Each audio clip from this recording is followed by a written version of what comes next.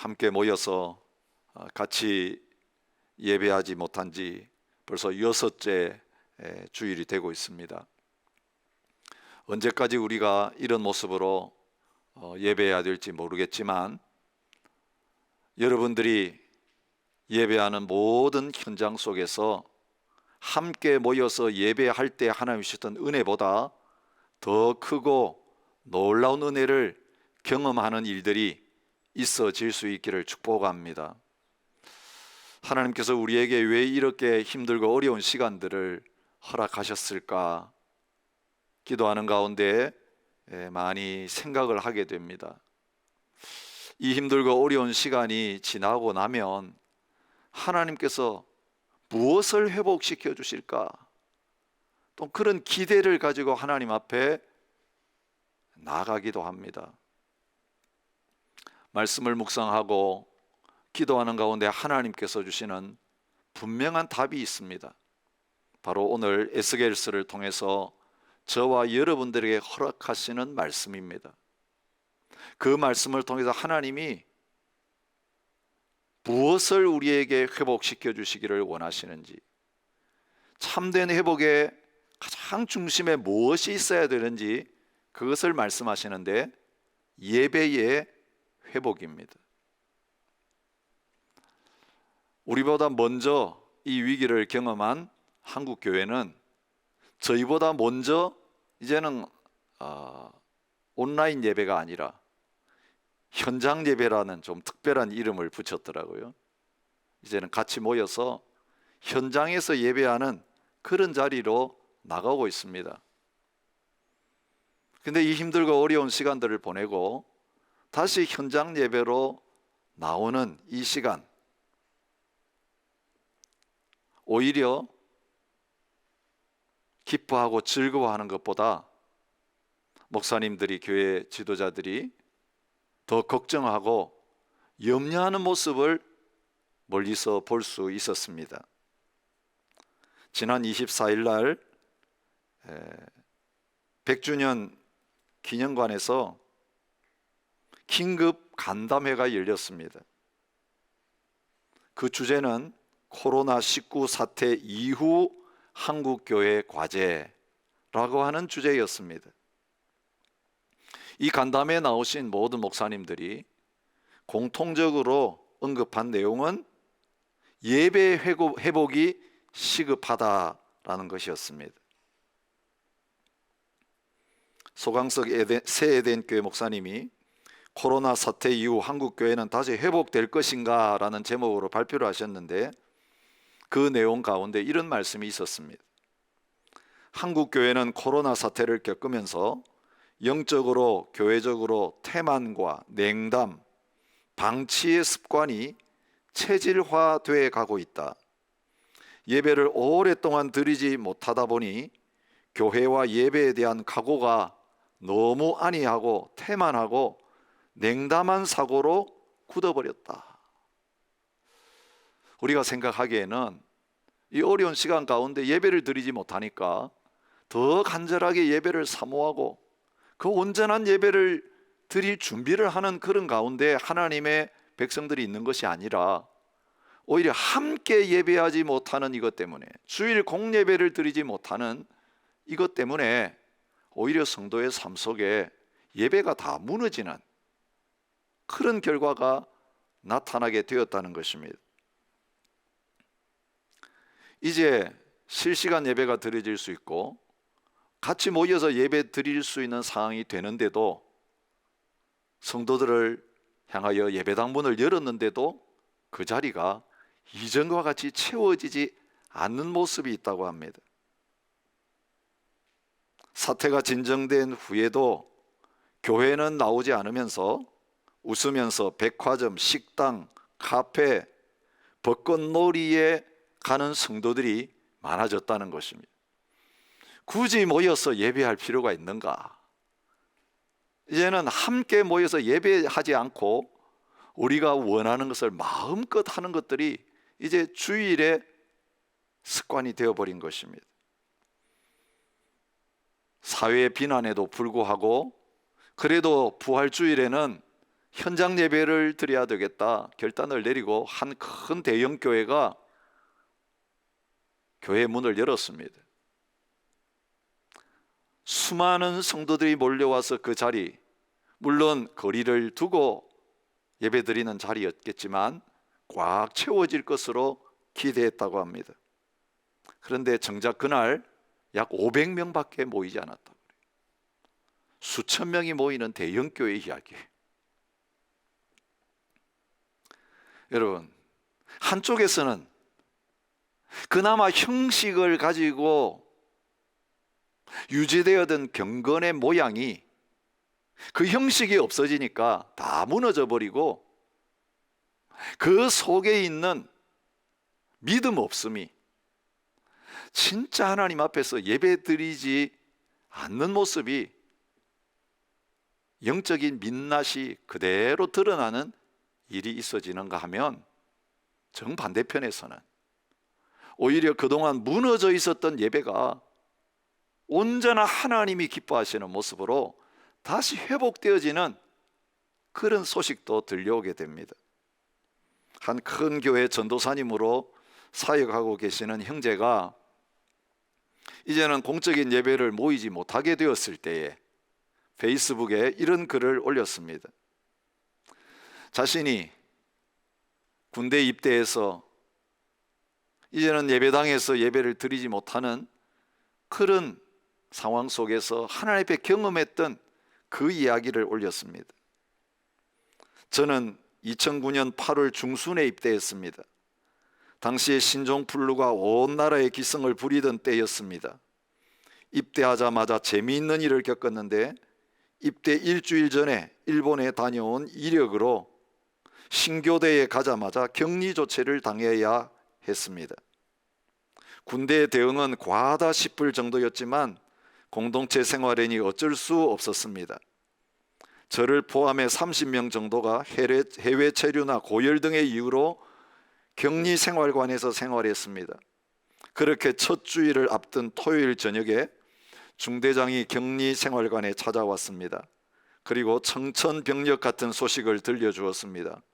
격리 생활관은 일요일 종교 활동을 할 수 없다는 통보였습니다. 그래도 종교 활동을 꼭 가야 하는 사람은 손을 들라고 했습니다. 저를 비롯해 몇 명이 손을 들었습니다. 중대장은 다소 기가 찬 표정이었고 우리에게 다시 물었습니다. 그러자 몇 명이 손을 내렸지만 저는 손을 내리지 않았습니다. 마지막으로 엄한 표정으로 물었는데 저는 끝까지 손을 들었습니다. 주일 예배를 드리지 않는다는 것은 상상할 수가 없는 일이었기 때문입니다. 결국 중대장은 자신의 방을 빌려 주었습니다. 조건은 혼자 예배하는 것이었습니다. 막상 주일 오전이 되어 예배를 하려니 나 자신이 참 초라해 보였습니다. 군에 입대한 지 일주일도 안 된 신병이 마스크를 낀 채 생활복에 하얀 운동화를 신고 손에는 포켓 성경 하나가 들려 있었습니다. 중대장실도 참 허름했습니다. 찬양팀도 없고 설교자도 없고 화려한 조명이나 시설, 심지어 성도의 교제도 없었습니다. 그런데 중대장실에 들어가자마자 무릎을 꿇고 대성통곡을 했습니다. 주님이 그 자리에 계심이 믿어졌기 때문입니다. 그로 인해 눈물이 터지고 내 안에서 말할 수 없는 갈망이 솟아났습니다. 1시간 반 동안 말씀을 읽고 찬송가를 부르고 기도를 하는데 형언할 수 없는 기쁨과 위로와 힘이 부어졌습니다. 군 생활을 향한 막막함이 눈이 녹듯 사라졌습니다. 허름한 중대장실이 주님의 임재로 가득한 예배당이 되었고 주님이 여건과 형편을 뒤엎는 은혜를 주셨습니다. 지금도 그 예배의 감격이 생생합니다. 군에서 드렸던 첫 예배의 추억을 떠올리며 온라인으로 예배를 드리는 것이 맞냐 틀리냐를 논하는 것보다 훨씬 더 중요한 것이 있음을 깨달았습니다. 어떤 환경이든 하나님께 예배하는 것입니다. 굶주림을 가지고 참된 예배자로 서는 것입니다. 유튜브로 예배를 드려야 한다면 더욱 주님을 향한 목마름을 가지고 예배하는 것입니다. 홀로 말씀을 읽고 큐티를 하고 기도를 하며 주님과의 교제를 더욱 간절함으로 갖는 것입니다. 예배를 자유롭게 드릴 수 없고 교회 문이 닫혀 있을 때 오히려 내가 평소에 하나님을 얼마나 목말라 했는가를 점검할 수 있는 기회이자 영적인 갈증을 해결할 수 있는 전환점이 될 수 있지 않을까 생각해 봅니다. 그렇습니다. 오늘 우리가 주일 성수라고 하는 공예반 틀 속에서 다른 사람들과 함께 있을 때에는 정작 내가 진정한 예배자인지 그렇지 않은지 알 수 없었는데, 우리가 의지하고 붙들고 있던 이 형식과 틀이 다 없어진 가운데서 우리의 실제적인 모습이 드러나게 되는 것입니다. 여러분은 어떤 모습으로 자신을 발견하고 계십니까? 지금 이 기간 동안에 여러분의 어떤 영적인 모습을 하나님이 드러내 보여주고 계십니까? 지금 우리의 모습이 어떠하다 할지라도 하나님은 우리를 다시 찾아오시고 만나주시고 일으켜 세워주시기를 원하고 계십니다. 그동안 수없이 말씀을 들어서 머릿속으로는 알고 있지만 정작 이런저런 핑계로 말미암아 살아가느라고 실제적으로 내 삶 속에 실제가 되어지지 못했던 무너진 많은 부분들이 이제는 주님의 은혜로 말미암아 다 일으켜지고 세워지고 온전히 회복되어지는 복된 시간들이 되시기를 바랍니다. 오늘 우리에게 주시는 에스겔 말씀을 통해서 하나님은 그렇게 다 무너진 참상을 보여주시면서 그 황폐한 무너진 현장에서 하나님께서 원하시는 온전한 예배를 다시 회복시켜 주시는 것을 에스겔서 40장부터 48장의 말씀을 통해 보여주고 계십니다. 사로잡혀 온 지 25해, 예루살렘 성이 함락된 후 14째 해가 되는 첫째 달 10째 달에 하나님께서 에스겔에게 환상을 보여주셨습니다. 우리가 이미 지난 주간에 묵상한 40장부터 42장까지의 그 환상의 핵심은 무엇입니까? 성전 건물, 요즘으로 말하면 신앙의 하드웨어를 하나님께서 보여주신 것입니다. 여러분, 지금 그 당시에 예루살렘에는 이 성전이 없었습니다. 바벨론에 의해서 무너졌습니다. 성전에 하나님 성전에 쓰이던 기구들은 다 바벨론으로 옮겨졌습니다. 제사장들도 대부분 다 바벨론에 끌려와 있는 그런 상태였습니다.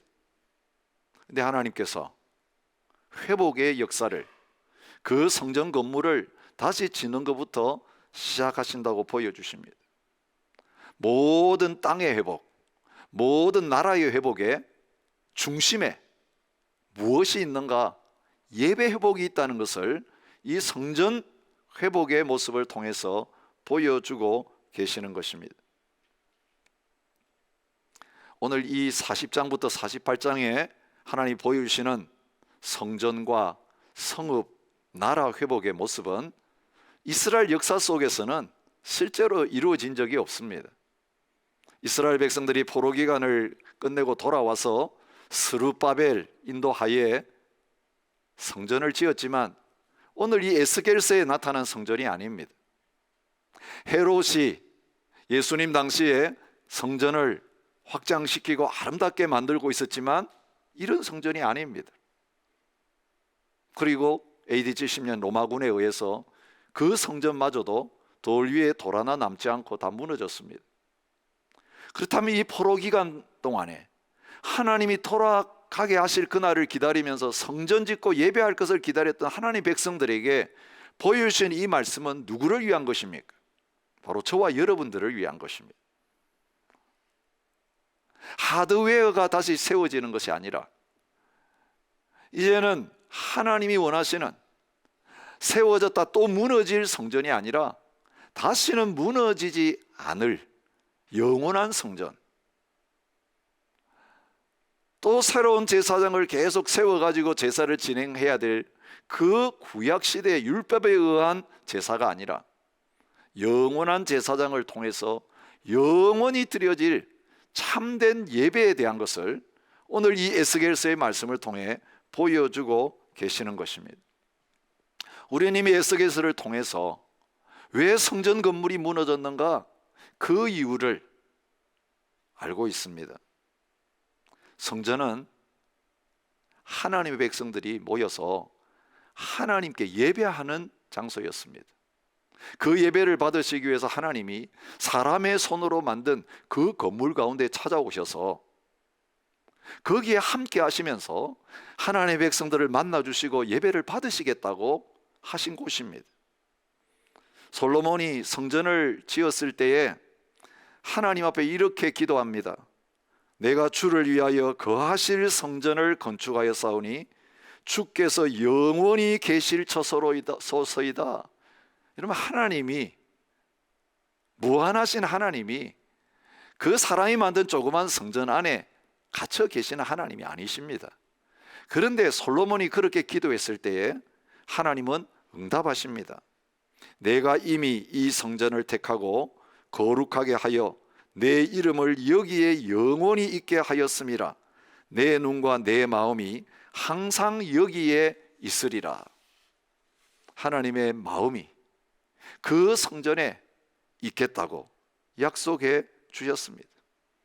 그리고 제사장들이 하나님 앞에서 세움받고 그 성전에서 하나님 앞에 섬기면서 수종들면서 예배하게 하셨습니다. 오늘 본문에도 수종든다는 표현이 많이 나오잖아요. 제사장과 관련해서 수종든다는 표현이 나오는데, 구약 성경에서 수종든다, 섬긴다 라고 하는 단어는 노동한다는 뜻만이 아니라 예배한다는 의미가 거기에 포함되어 있습니다. 아바드라고 하는 단어, 샤라트라고 하는 단어가 다 노동하고 예배하는, 그것을 같이 포함하고 있는 단어입니다. 제사장의 존재 이유는 성전에서 거기 거하시는 하나님께 예배하는 것이었습니다. 근데 에스겔서 8장부터 11장에서 우리가 살펴본 대로 그 하나님이 거하시는 성전에서 온전히 바른 예배를 드려야 될 제사장들이 온전한 예배를 드리지 못함으로 말미암아 그 성전을 더럽히는 자리에 있었던 것을 보여주고 계십니다. 그 성전에 우상을 들여 놓았습니다. 그 성전을 하나님과 우상을 동시에 예배하는 장소로 바꾸었습니다. 하나님 그 우상에 대해서 가증히 여기는 것이라고 분명히 말씀하고 계시는 것을 볼 수 있습니다. 여러분, 백성들이 우상을 섬기는 자리에 나갔을 때 제사장들은 하나님의 말씀을 가르치면서 그것을 막았어야 될 사람들입니다. 율법을 가르치면서 우상을 경배하지 말고 하나님만 온전히 하나님의 방법으로 예배해야 된다고 그렇게 가르치면서 실제로 이 성전에서 하나님이 기뻐하시는 방법으로 예배가 드려질 수 있게 해야 했던 사람들이지만, 오늘 말씀에 있는 대로 이스라엘 족속이 그릇 행하여 나를 떠날 때 레위 사람들도 그릇 행하여 그 우상을 따라 나를 떠났으니, 백성들 따라서 그 제사장들도 레위인들도 함께 우상 숭배하는 자리로 떠났다고 말하고 있습니다. 그리고 자신의 자리를 누구를 통해서 대신 채워서 하게 만들었는가? 오늘 7절부터 8절에 나오는 대로 이방인들을 거기에 들여놓고 그 일을 대신하게 만든 것입니다. 민수기 18장 7절에 보면 내가 제사장의 직분을 너희에게 선물로 주었은즉 거기 가까이 하는 외인은 죽임을 당할지니라. 여러분, 할례받은 이스라엘 백성들도 그 안에 와서 그 일을 할 수 없었습니다. 그런데 오늘 본문에 보면 할례도 받지 않은 이방인들을 데려와서 그 거룩한 장소에 세우고 자신들이 하나님 섬기며 예배해야 될 일들을 대신하게 만들었습니다. 성경은 그 직분을 더럽혔다라고 말하고 있습니다. 그 직분을 지키지 아니했다라고 말하고 있습니다. 우리는 그 결과 하나님의 영광이 성전에서 떠나가는 것을 이미 살펴보았습니다. 그런데 여러분, 이제는 하나님께서 그 70년 포로의 기간, 심판의 기간 끝났을 때 이스라엘 백성들에게 이 예배의 회복을 일으키시면서 어떤 방법으로 참 하나님 앞에 예배하는 일을 하게 하실 것인지를 오늘 말씀을 통해서, 또 어제 묵상한 말씀을 통해서 가르쳐 주고 계십니다. 가장 중요한 성전 회복은 무엇입니까? 그 성전에서 떠났던 하나님의 영광이 그 성전 가운데로 다시 돌아와서 그 성전 안에 하나님의 영광이 충만한 것입니다. 모세가 성막을 세웠을 때 구름이 가득하고 하나님의 영광이 충만했던 것처럼, 솔로몬이 성전 봉헌을 했을 때에 하나님의 영광이 거기에 충만하게 차서 두려워서 감히 거기에 아무나 들어가지 못하게 되었던 것처럼, 떠났던 하나님의 영광이 하나님이 다시 세우시는 그 성전에 가득하게 되는 것을 보여주고 계십니다. 그리고 오늘 말씀을 통해서는 무엇을 더 약속해 주고 계시는가 하면, 동문으로 들어와서 그 성전에 가득하셨던 하나님의 영광이 이제는 옛날처럼 떠나가지 않으시겠다고 약속해 주시는 거예요. 그리고 그 표로 뭘 하라고 하십니까? 동쪽 문은 닫아놓고 다시는 열지 말라고 하신 것입니다. 이제는 그 문이 다시 열릴 필요가 없다라고 하나님께서 보장해 주고 계시는 것을 볼 수 있습니다. 하나님은 회복의 역사를 주시는데 옛날로 돌아가게 하셔서 그들이 또 잘못하면 또 떠나가시고 또 무너뜨리시고 또 세우시고, 이런 반복하는 회복을 주시지 않는 것입니다. 이전에와는 전혀 다른, 질적으로 과거와는 다른 새 일을 행하시고 새로운 영적인 회복을 허락해 주시는 것을 보여주고 계십니다.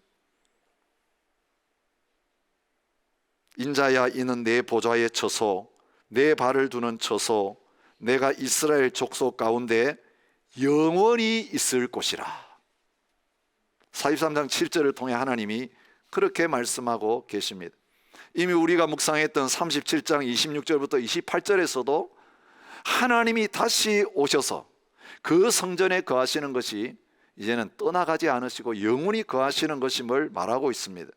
내가 그들과 화평의 언약을 세워서 영원한 언약이 되게 하고, 또 그들을 견고하고 번성하게 하며 내 성소를 그 가운데 세워서 영원히 이르게 하리니 내 처소가 그들 가운데 있을 것이며 내 성소가 영원토록 그들 가운데 있으리니 내가 이스라엘을 거룩하게 하는 여호와인 줄을 열국이 알리라. 그렇게 선포하고 계시는 것입니다. 하나님의 처소가 그들 가운데 영원히 있게 될 것을 말씀해 주고 계십니다. 이것이 하나님께서 에스겔을 통해서 보여주신 성전 회복의 모습입니다.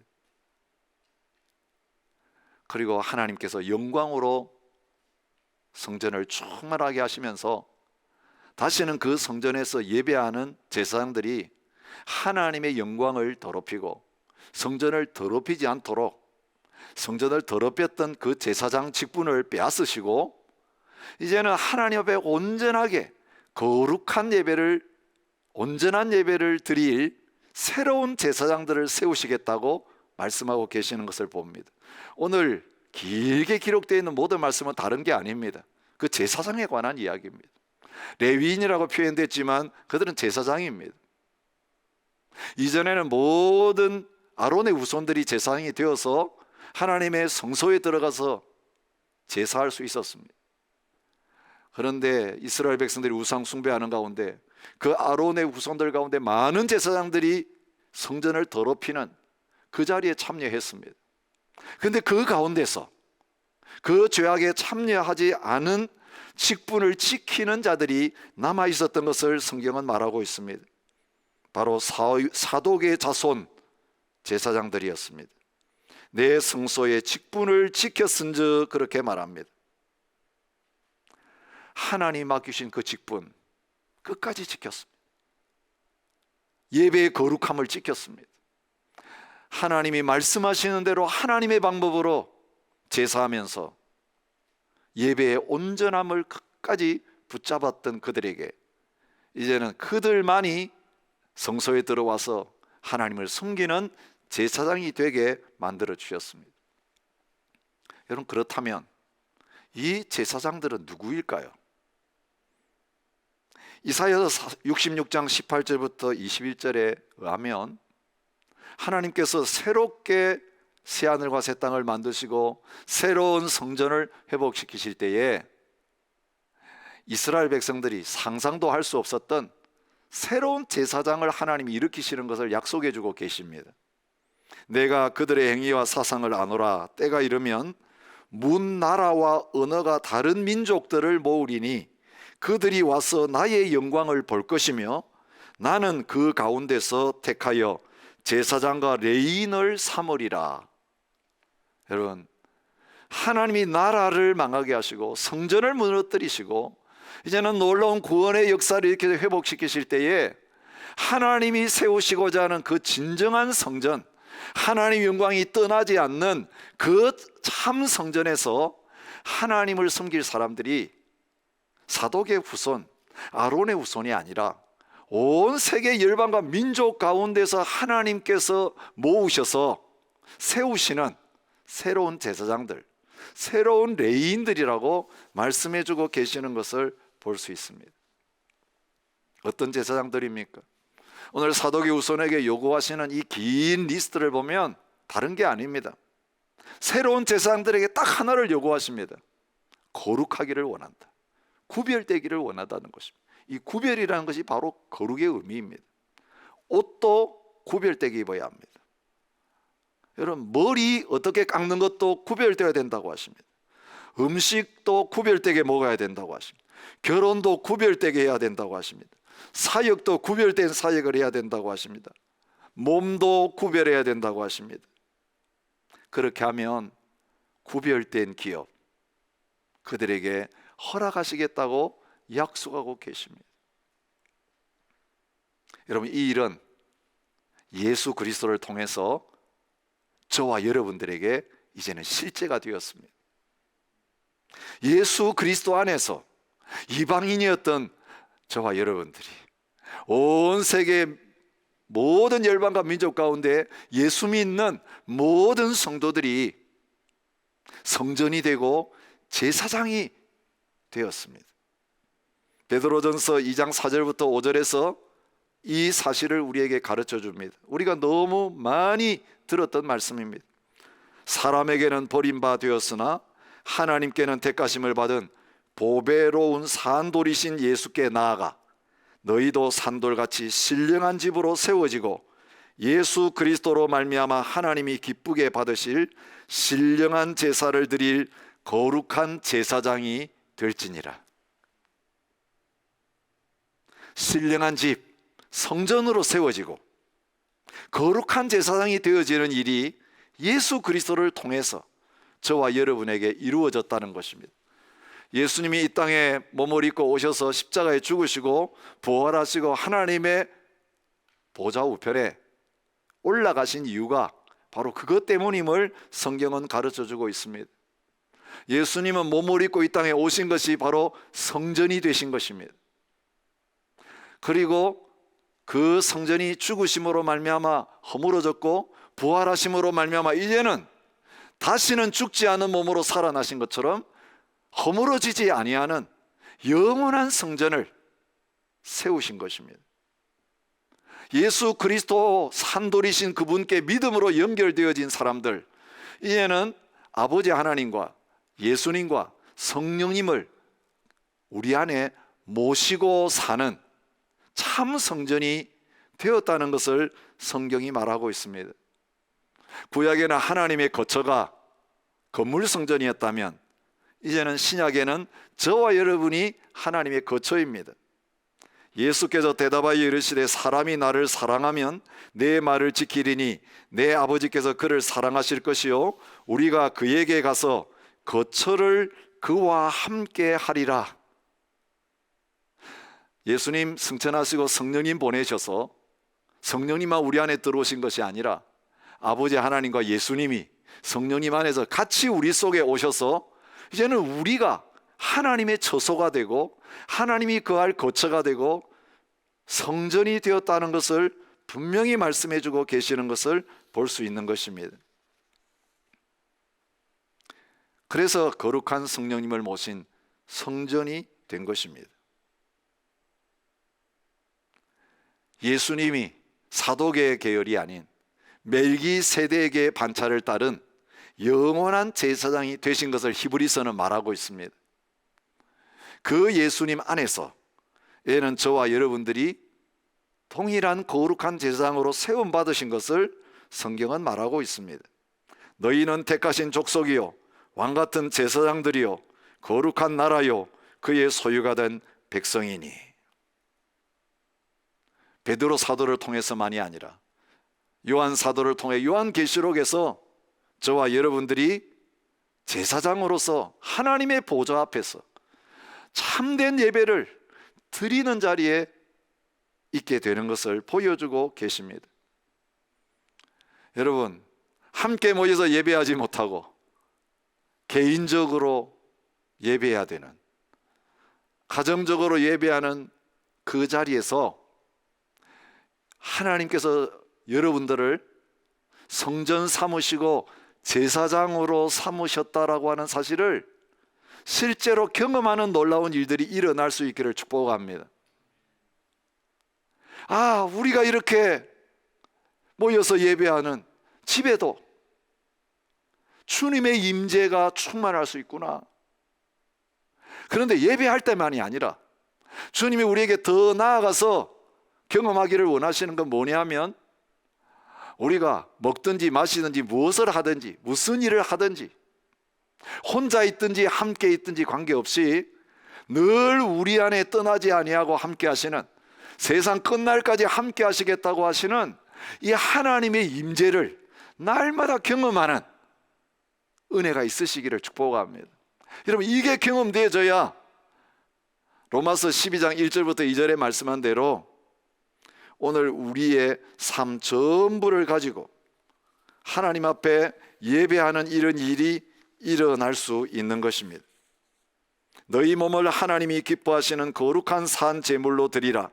이는 너희가 드릴 영적 예배니라. 처음에는 예배 드리는 예배당에 들어와야 마음이 경건해지고 함께 모여서 뜨거운 찬양을 드리고 뜨겁게 기도하고 하나님 말씀을 들을 때 예배당 안에서 듣는 그 말씀 가운데 강력한 하나님의 임재를 느끼면서, 이것이 없을 때에 하나님 그 임재가 그립습니다라고 사모하면서 그날 빨리 오게 해주셨던 여러분들이 얘는 특별한 어떤 일이 없어도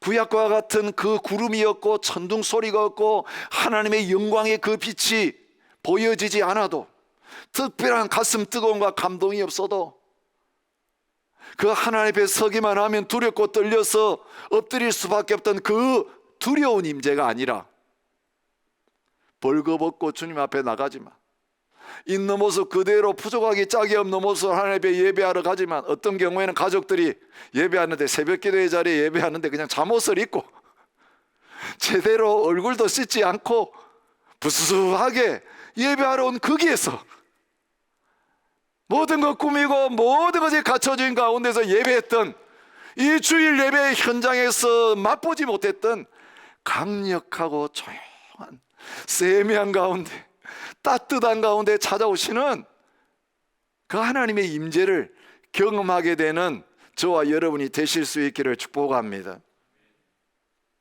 우리가 하나님 앞에서 자주 부르는 찬양 가운데 제가 좋아하는 찬양이 하나 있습니다. 부르신 곳에서라는 찬양입니다. 따스한 성령님 마음으로 보내 내 몸을 감싸며 주어지는 평안함 만족함을 느끼네. 사랑과 진리의 한 줄기 빛 보내 내 몸을 감싸며 주어지는 평안함, 그 사랑을 느끼네.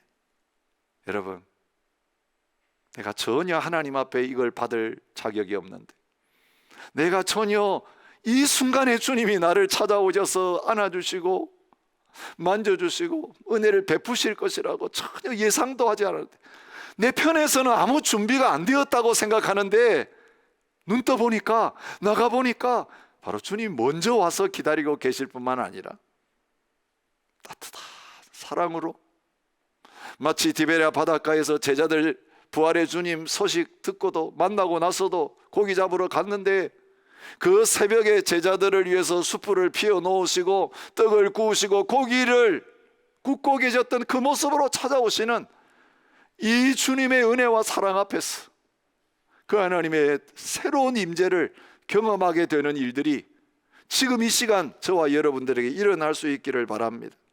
그럴 때 우리는 부르신 곳에서 예배할 수 있습니다. 어떤 상황에도 예배할 수 있습니다. 걸어갈 때도 예배하고, 앉았을 때에도 예배하고, 먹을 때도 예배하고, 잠잘 때도 예배하는 모든 우리의 삶이 예배가 되는 그 놀라운 회복의 역사가 일어나게 될 줄 믿습니다. 로렌스 형제 여러분 잘 아시잖아요. 하나님의 임재를 그 형제보다 깊이 체험했던 사람이 없습니다. 하나님의 임재 연습이라는 그 유작을 통해서, 그가 쓴 책이 아니지만 얼마나 그가 하나님 앞에서 날마다의 삶 속에서 임재를 누리며 산 사람인가를 우리에게 보여주고 있습니다.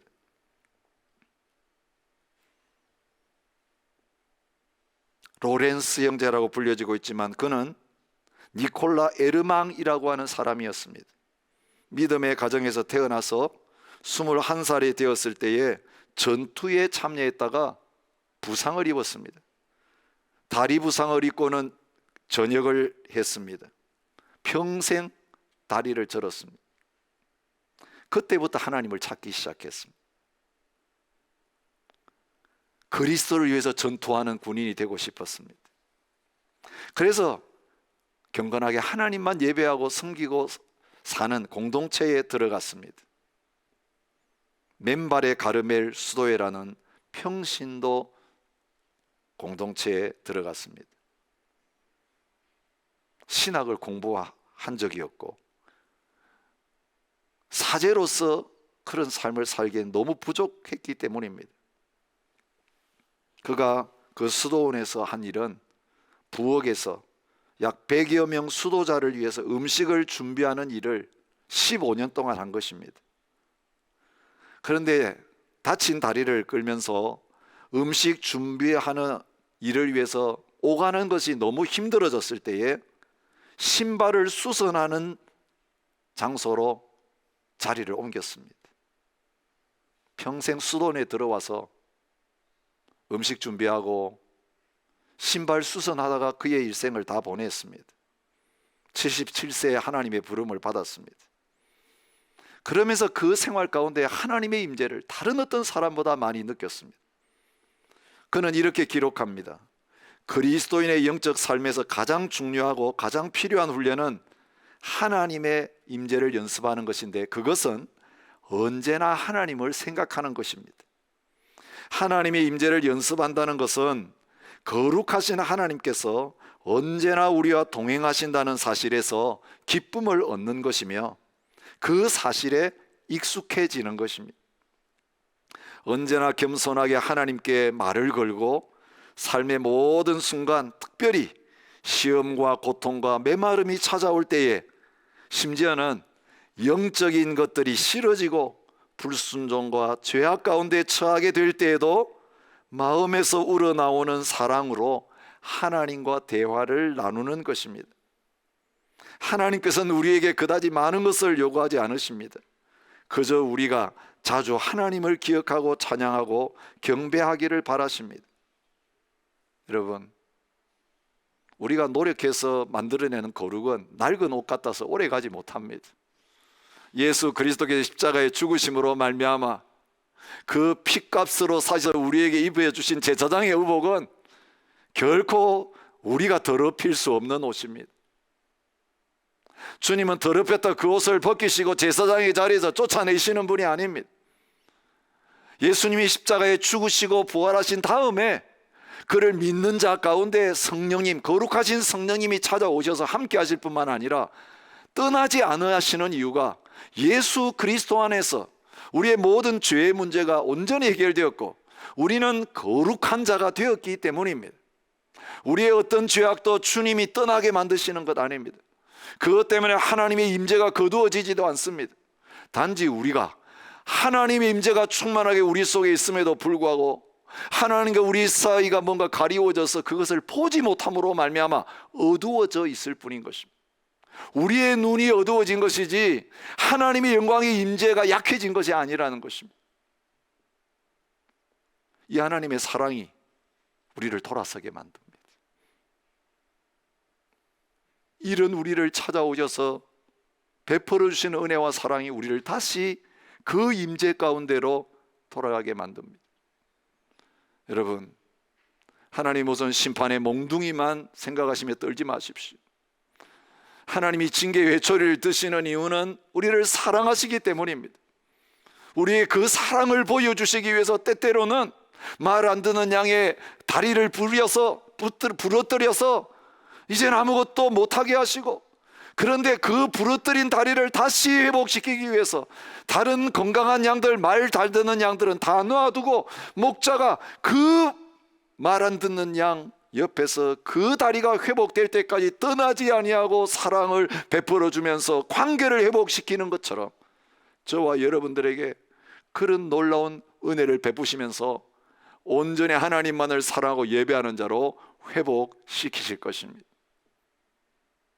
예배당에서 누렸던 그 영광스러운 임재 아니라 이제는 날마다 세상의 한가운데 있으면서 혼자 있는 그 순간에도 바깥에서 주어지는 영광의 임재가 아니라 늘 떨게 만들고 두렵게 만들어서 도망가게 했던 그 임재가 아니라 이제는 하나님의 낯을 피하여 결코 도망갈 곳이 없는, 이제는 우리 안에 들어오셔서 영원히 우리 안에 거하시며 함께 하시는 가운데 우리의 모든 말과 행동과 생각과 모든 삶을 통해서 온전한 예배를 받기를 원하시며 우리 가운데 거하시는 그 충만한 주의 임재를 경험하고, 그 임재 때문에 하나님 앞에 있기 때문에, 빛 가운데 있기 때문에 이제는 더러운 말을 할 수 없고 더러운 생각까지 할 수 없고 더러운 삶을 결코 하나님 앞에서 살 수 없게 되어지는 그 자리까지, 온전한 성화와 영화의 자리까지 이 은혜를 힘입어서 나아가게 되어지는 저와 여러분들과 저희 교회가 되어질 수 있기를 축복합니다. 우리 함께 그 하나님 앞에서 임재의 찬양을 드렸으면 좋겠습니다. 지금 여러분 예배하는 곳에서 주님의 임재를 느끼고 계십니까? 격리되어 있는 고독한 힘들고 어려운 상황 속에 주님이 함께 하신다고 약속하신 그 약속이 느껴지고 있습니까? 만약 그 임재가 느껴지지 않는다면 주님이 함께 계시지 않기 때문이 아니라 우리가 그 임재를 온전히 경험하지 못하고 있기 때문입니다. 약속의 말씀에 근거해서 오늘 그 하나님의 임재의 영광을 가로막고 있는 숨은 죄악이나 습관적인 죄악이 있지 않은지, 주님보다 더 사랑하는 것들이 내 마음을 빼앗고 있지 않은지, 과거에는 그 십자가 앞에 설 때마다 감격했던 그 마음이 사라지게 만드는 뭔가가 주님과 내 사이에 가로막혀 있지 않은지 다시 돌아보시고, 이 고통의 기간 동안 그 모든 것들을 발견하고 드러내어서 거룩한 곳에 잊지 말아야 될 것들이 그곳에서 버려지게 되어지는, 그리고 그것에 주님의 임재와 영광만이 충만하게 되어지는 가운데 날마다 그 임재의 감격과 기쁨 속에 살아가는 은혜가 저와 여러분에게 있으시기를 바랍니다. 우리 함께 찬양하겠습니다.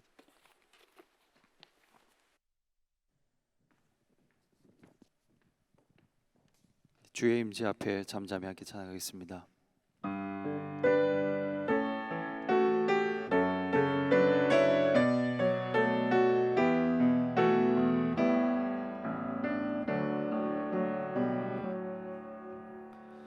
주의 임재 앞에 잠잠해 주 여기 계시네.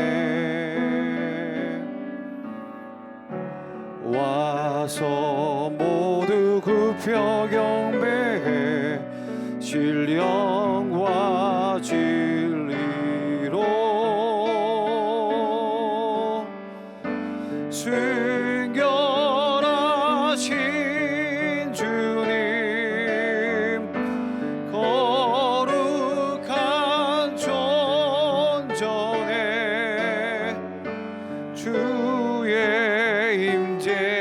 앞에 잠잠해 주 여기 계시네. 주의 영광 앞에,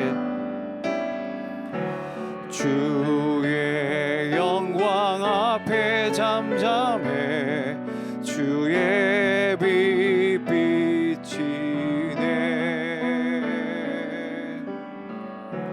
거룩한 불 태우시며 영광의 관 쓰네.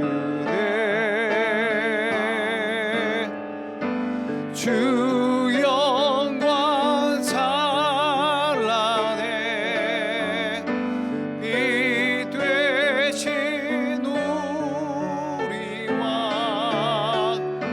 주의 영광 앞에 잠잠해 주의 빛 비치네. 주의 능력 앞에 잠잠해, 주의 능력 앞에 잠잠해 주 역사하시네.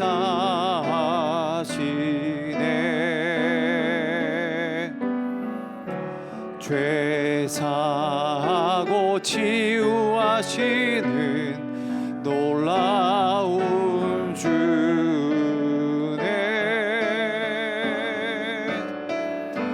주 믿는 자에게 능치 못함 없네. 주의 능력 앞에 잠잠해 주 역사하시네.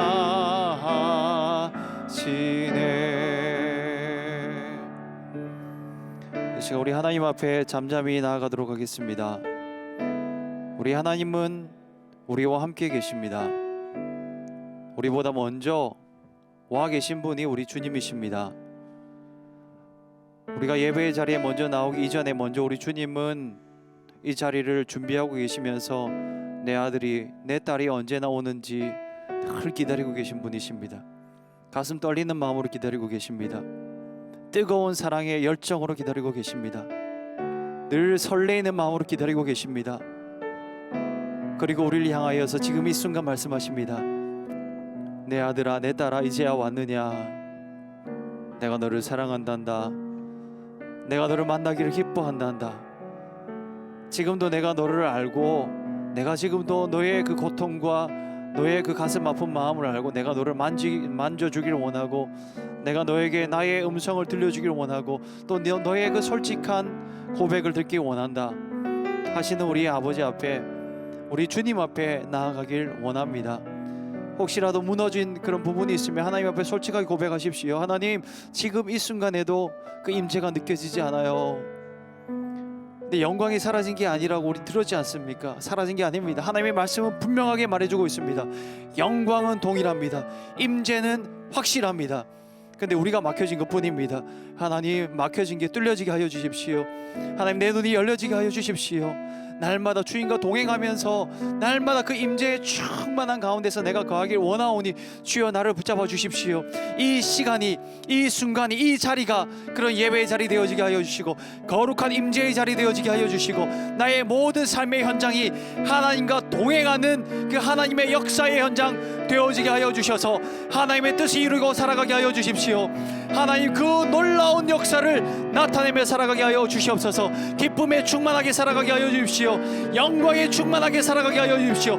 평강 가운데 살아가게 하여 주시옵소서. 이 영광의 임재의 회복을 사모하시면서 함께 기도하며 나아가도록 하겠습니다. 기도합니다. 하나님 아버지, 감사합니다. 오늘도 우리 가운데 함께 하여 주시면서 말씀하여 주셔서 감사합니다.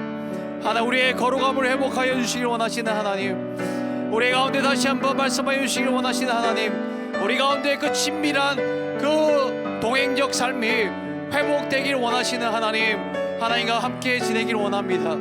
하나님을 날마다 만나며 살아가길 원합니다.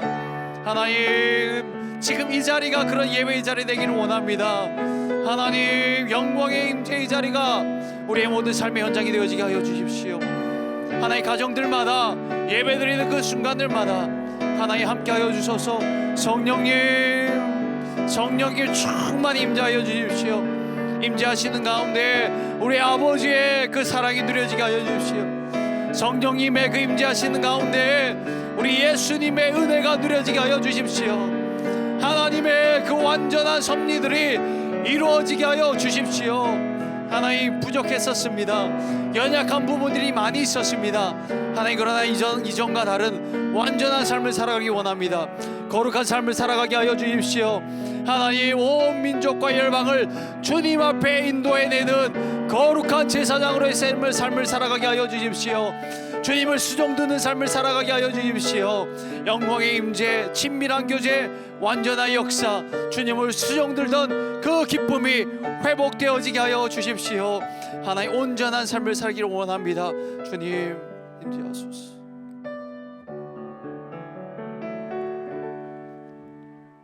결코 스스로의 힘으로 끊어버릴 수 없는 끈질긴 그 죄악의 습관, 그 우상 숭배 때문에 그들이 지었던 성전 다 무너지고 이제는 포로로 끌려가서 마른 뼈처럼 살아날 소망이 없는 절망의 자리에 있었지만, 제사장도 끊어지고 이제는 아무런 예배의 희망도 없는 그 어둠의 자리에 있었지만, 이제는 그들이 지은 것이 아니고 그들이 세운 사람이 아니고 하나님이 지으시고 하나님이 세우신 그 영광스러운 성전과 제사장을 통해서 이제는 하나님 앞에서 온전한 예배가 계속 되어질 수 있게 하신 것을 인하여 감사와 찬양을 드립니다. 하나님, 우리가 스스로 예배할 수 없는 하나님의 임재의 끝자락도 붙잡을 수 없는 절망의 순간에도 이미 예수 그리스도 안에서 하나님이 우리를 성전 삼으시고 제사장 삼으시기 위해서 모든 것을 이루어 놓으시고 그 영광을 조금도 거두어 가지 않으시고, 하나님, 그분이 준비하신 그 거룩한 옷을 벗기지 않으시고 우리로 하여금 계속해서 그 하나님의 임재 앞에서 하나님을 예배하며 섬길 수 있는 자로 다시 불러주셔서 감사합니다. 하나님의 은혜가 다시 깨달아지게 하여 주옵소서. 그들이 스스로 끊으려고 해도 끊어지지 않았던 우상 숭배가 하나님의 은혜와 사랑을 경험할 때에 하나님 그 마음속에 하나님의 영을 부으시고 변화시키실 때에 끊어지게 된 것처럼, 하나님 사랑으로 찾아오셔서 우리와 함께 하시는 예수 그리스도의 은혜 때문에, 그 성령의 감동 때문에 이제는 우리의 힘으로 할 수 없었던 것들이 성령의 능력으로 가능해지는 자리에 서게 하셨어. 하나님, 시간과 공간과 틀에 매인 예배가 아니라 언제 어디에서 어떤 상황에 있어도 영과 진리로 예배할 수 있는 저희들로 세워주셔서 우리가 언젠가 함께 모여 예배하는 날이 있게 되었을 때에 이제는 눈에 보이는 것들에 좌우되지 아니하고 온전한 영적 예배를 하나님 앞에 드릴 수 있는 저희들 되게 만들어 주시옵소서. 그 예배를 우리의 가정 안에서 개인 예배 현장 속에서 날마다 경험하는 복된 시간들 되게 만들어 주옵소서. 이제는 우리의 온전한 예배를 위해서 성전이 되시고 제사장이 되셔서 우리를 그 온전한 성전과 제사장이 되게 만들어 주신 예수 그리스도의 은혜와 영원히 우리의 예배를 받으시기에 합당하신 아버지 하나님의 사랑과 우리 가운데 거하셔서 떠나지 않으시고 우리를 그 온전한 회복의 자리에까지 이끌어 가시는 성령 하나님의 교통하심이 하나님이 기뻐하시는 온전한 예배자로 살아드리기를 원하는 모든 하나님의 백성들과 가정과 산업과 주의 몸된 교회 위에 이제로부터 영원히 함께 있을지어다. 아멘.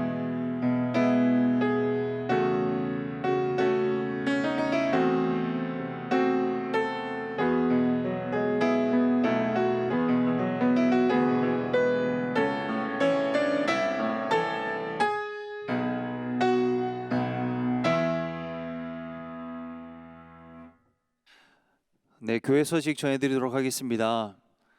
몇 가지의 그 행정적인 그런 광고들은 주보를 참고해 주시고 또 화면을 참고해 주시길 바라고요. 오늘 말씀드렸던 것처럼 예배하는 가운데 가정에서 예배드릴 때 또 개인적으로 예배할 때 날마다 하나님과 동행하며 또 하나님을 친밀하게 만날 수 있길 바랍니다. 그리고 그것을 돕기 위해서 우리가 유튜브 방송들을 송출하고 있는데요. 라이브 방송들은 새벽기도, 수요 예배, 여러분 아시다시피 영어로 SCPC 라이브 치면 되고요. 그리고 주일 예배는 시드니 중앙장로교회 한글로 유튜브에 검색창에다 치시면 됩니다. 그리고 좋아요와 구독들을 꾹꾹 눌러주시면 좀 더 보기에 편하시리라 생각을 합니다.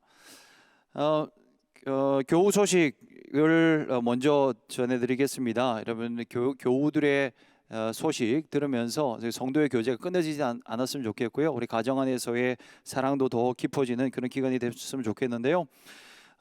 그 슬픈 소식과 그리고 기쁜 소식이 함께 있습니다.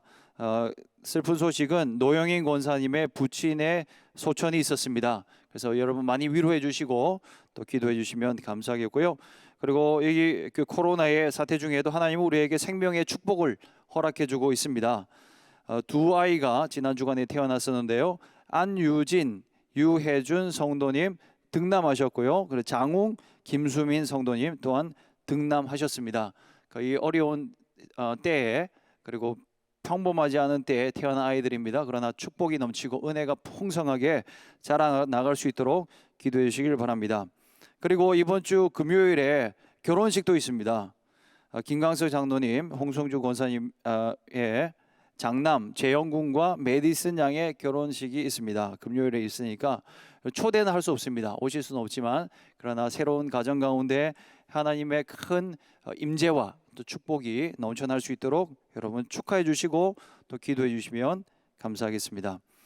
또한 마지막으로 한 가지 더 광고 말씀드리면요. 무슬림을 위한 30일 기도가 시작됐습니다. 이제 라마단 기간이 지난주 금요일부터 시작되어서 이제 앞으로 한 달 동안 진행될 예정인데요. 이 기간 동안에 무슬림들을 위해서 주님 앞에 많은 영혼들이 돌아올 수 있도록 특별히 기도해 주시면 감사하겠습니다. 그들이 금식하면서 기도하지만 우리 또한 그들을 위하여 그들의 영혼을 위하여서 정말 사랑하는 마음 또 주님의 마음으로 기도할 때 특별한 이 코로나 라마다 기간 동안에 우리가 함께 마음 모아 기도할 때요 하나님이 더 큰 역사를 보이실 줄로 믿습니다. 더불어서 지금 2C 팩토리 스트리트에 또 모스크를 짓기 위해서 또 신청을 하고 또 진행을 하려고 하는 그런 과정 가운데 있는데 우리 주님의 선한 뜻이 이루어지기를 여러분 같이 기도해 주시면 감사하겠습니다. 마지막으로 여러분 가족들과 함께 따뜻한 사랑의 포옹을 나누시면서 각자 교제하고 또 평안한 하루를 보내시길 바랍니다. 지금 여러분 옆에 사람이 계시면 꼭 안아주시면서 주님께서 당신을 사랑한다 말씀해 주시고 나 또한 너를 사랑합니다. 사랑한다 그렇게 말씀하시면서 마무리하시면 감사하겠습니다. 이번 한 주간도 주님과 동행하며 승리하는 한 주가 되길 진심으로 바랍니다.